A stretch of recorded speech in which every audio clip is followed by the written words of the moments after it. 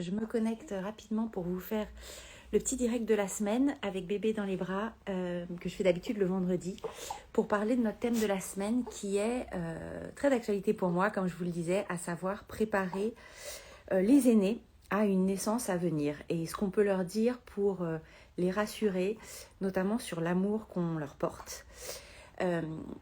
Et en fait, on va parler vraiment de avant la naissance et juste après, pas forcément des jalousies qui peuvent survenir après la naissance. Ça, je vous referai un thème dédié parce que ça peut être plus spécifique.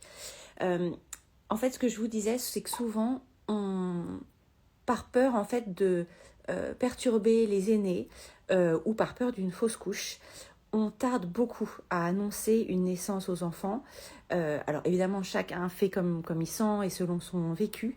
Mais je ne sais pas si vous avez remarqué, mais souvent les enfants, notamment assez jeunes, ils sentent tout de suite quand leur maman est enceinte. Ils le sentent même avant même que vous ayez fait votre test de grossesse. Moi, c'était mon cas. Dites-moi si vous, ça vous est arrivé. Mais c'est très surprenant. Ils sentent, ils ont comme un sixième sens. Ils sentent beaucoup plus de choses que nous. Et en fait, ils sentent que quelque chose se passe. Souvent, ils vous voient malade, peut-être avoir des nausées ou vomir. Et on ne leur dit pas, ou parfois même on leur ment. Pourtant, quand des fausses couches arrivent, et malheureusement, ça arrive très souvent, moi ça m'est arrivé aussi, et ben, il y a des mots aussi pour leur en parler. Donc il ne faut pas, moi c'est vraiment mon parti pris. Dès que vous vous sentez de leur dire... N'attendez pas trop. On n'est pas obligé d'attendre 3 mois. On peut le faire même dès le test de grossesse pour l'annoncer. Et évidemment, ça dépend aussi de l'âge de l'enfant. Donc ça, c'est la première chose que je vous dirais. Et puis oui, c'est vrai, ils pourront le dire peut-être à l'école ou à leurs copains. Mais moi, je suis quand même assez mitigée par rapport au fait d'attendre absolument 3 mois.